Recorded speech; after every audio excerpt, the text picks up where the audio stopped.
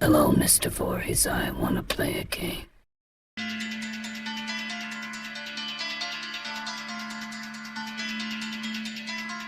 Hey everyone, hope you're all well. Today we're diving into one of the creepiest collectibles ever made, the living dead doll Billy the Puppet from the Saw franchise. If you're a horror fan like me, you know that Billy is one of the most iconic horror characters in media. For those who don't know, Billy is the terrifying puppet used by the Jigsaw killer in the Saw films. He's known for delivering creepy cryptic messages to the victims before they face their deadly trials. His porcelain-like face, sharp eyes, and the eerie voice of Jigsaw made him an unforgettable part of the series. As we start with the doll already, you can see how movie-like Billy is, and I'm a big fan of the grey packaging, with the red part being shaped like a saw blade. It really makes it pop and stand out. Then as we turn, we get this distorted artwork of Billy from the movies, and living dead dolls have a nice weight to their boxes. They don't feel cheap, which is always a good plus. I've had this doll for many years, and this is the first time I'm taking it out of the box, and I'm excited to show you this doll. It's such a high quality version of the character. Mezco Toys did an excellent job. The doll really captures the look from the films, and fans of Saw will instantly recognise it. I absolutely love the Saw series. It's easily one of my favourite horror franchises. So many good movies, all with their own twists and turns, and all the traps and trials are so creatively deadly. They're films that never fail and deliver exactly what you want and are always entertaining to watch. As we pull Billy from his packaging, you can see already he looks incredibly terrifying. The detail on his head alone is top notch. The hair sadly is plastic, but the spirals look good, and the detail of his head looking like it's had general wear and tear also looks wicked. A shame his mouth doesn't actually move, but his eyes are so unsettling they really have nailed that piercing stare.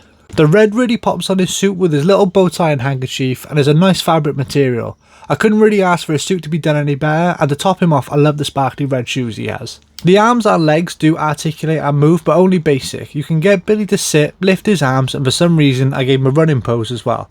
But for dolls like this, there isn't really a need for putting him into crazy positions. When I was buying living dead dolls a few years ago, I think I paid roughly around £50 for Billy, which I think is well worth it.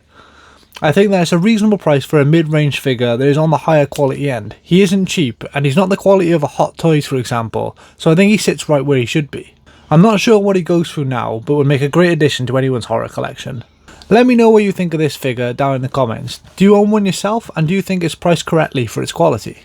And also, let me know, are you a fan of the Saw franchise? Which is your favourite and why? Me personally, Saw 2 will always be my favourite Saw. I love the atmosphere and tension that builds with everyone being trapped in the house, and I love all the traps inside. Even though there are not many, they all stuck with me from the oven to the needle pit, and the intro trap that is the Venus flytrap is absolutely brutal. And it's a twist I never saw coming. I think it's absolute genius. Daniel being in the safe all along and the game being recorded, not a live feed, is absolutely amazing. Like John said, all you have to do is sit here and talk. I want to play a game. The rules are simple. All you have to do is sit here and talk to me. If you do that long enough, then you will find your son in a safe and secure state. The simplicity was fascinating. Overall, the living dead doll Billy the Puppet is an awesome piece for any Saw fan or even any horror collector. The detail is spot on, the creepy factor is definitely there. I'd give it a solid 9 out of 10 and it should definitely be in your collection. A like really helps my videos and would be massively appreciated. If you want to see some more cool collectibles throughout the year, make sure to subscribe. I also have a Discord where I talk all things gaming, movies, collectibles, also got games in there. The link's down below and feel free to come hang with us. If you got this far, thank you very much for watching, take care and I'll catch you in the next one. Game over!